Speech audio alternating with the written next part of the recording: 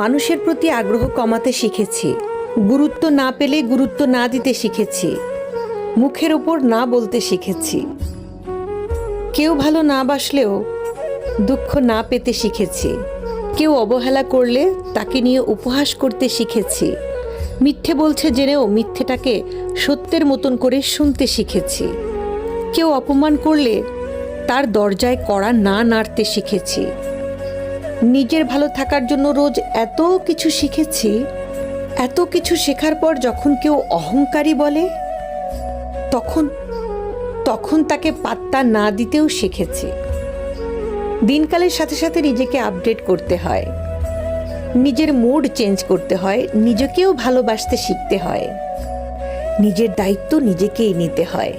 কারণ দিন শেষে নিজেকে একাই স্বাবলম্বী হতে হয়। কে কি ভাবলো দেখলে চলবে না।